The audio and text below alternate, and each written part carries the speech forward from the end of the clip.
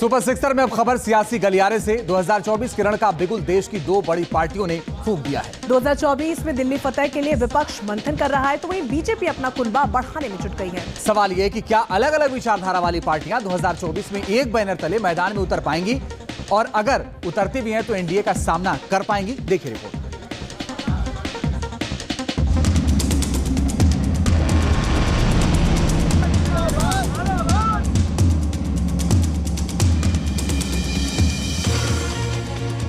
विपक्ष का नया गठजोड़, 24 में आएगा नया मोड़। ना तो मोदी जी अकेले हैं, ना विपक्ष अकेला है। विपक्ष का जुटान, 24 के लिए मेगा प्लान। मैं एक ही काफी हूँ बोले, तो फिर क्यों 30 पार्टियों को जमा रहे?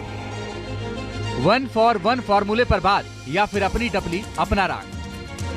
24 के चुनावी चूल्हे की ख्याली खिचड़ी खानदानी खुरचन साबित होगी।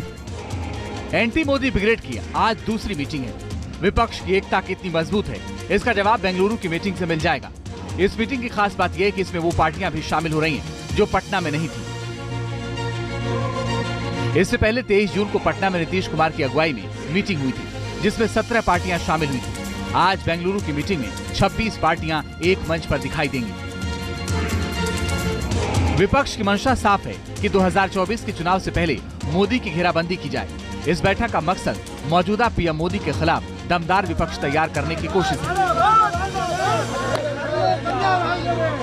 सिर्फ कांग्रेस अकेली एजेंडा नहीं तय करेगी, कोई भी निर्णय सामूहिक होगा, सब मिलकर इसमें निर्णय लेंगे। आपने देखा 10 बढ़ गए हैं पटना और बेंगलुरु में आते ही, और बौखलाहट भी बढ़ गई है। ईडी का काम भी बढ़ गया है, सीबीआई का काम भी बढ़ गया है, लेकिन हमें पूरा भरोसा है इस देश की जनता पर, और हमारे तमाम जो साथी हैं, 26 तो आज हैं, फिर बढ़ेंगे भी, उन सब पर पूरा भरोसा है। 2024 के आम चुनाव को लेकर विपक्ष ने एकता के दाव को अमली जामा पहनाना शुरू कर दिया है। इस मीटिंग में 3 एजेंडे चर्चा में होंगे। पहला, चुनाव में विपक्ष की एकजुटता। दूसरा, राज्यों में सीट शेयरिंग। और तीसरा, यूपीए का नया नाम। विपक्ष जानता है कि पीएम मोदी को अकेले टक्कर नहीं दी जा सकती है। इसके लिए विपक्ष को एकजुट होना ही होगा। विपक्षी एकजुटता को झटका लगता भी नजर आता है जब बेंगलुरु की मीटिंग से तेलंगाना के सीएम चंद्रशेखर राव, आंध्र प्रदेश के सीएम जगन मोहन रेड्डी, आंध्र के पूर्व सीएम चंद्रबाबू नायडू और ओडिशा के सीएम नवीन पटनायक दूरी बनाते हैं।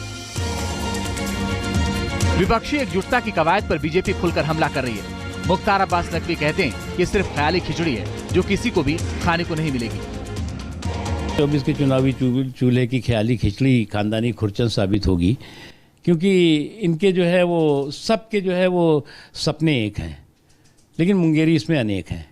एक अनार 100 बीमार, न इनका चेहरा है कोई, ना मोहरा है कोई। और आज की तारीख में आप जो है वो नरेंद्र मोदी जी के नेतृत्व में जो एनडीए है, उसके सामने आप गठबंधन बनाने की कोशिश में लगे हुए हैं। एक तरफ विपक्ष मंथन कर रहा है, तो दूसरी तरफ बीजेपी भी पीछे नहीं है। जेपी नड्डा ने 18 जुलाई को दिल्ली के अशोका होटल में एनडीए की मीटिंग बुलाई है। बैठक की अध्यक्षता खुद पीएम मोदी करेंगे।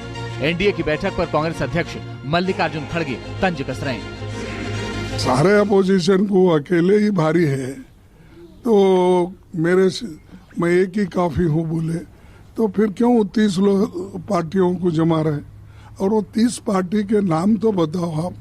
वो 30 पार्टी के लोग इलेक्शन कमेटी में या इलेक्शन ऑफिस में रजिस्टर करे सो है क्या, यूं ही बुला रहे सबको?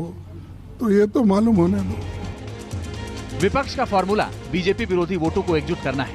इसके लिए विपक्ष 2014 और 2019 में बीजेपी के विरोध में पड़े वोटों को नजीर मानकर योजना बना चुका है।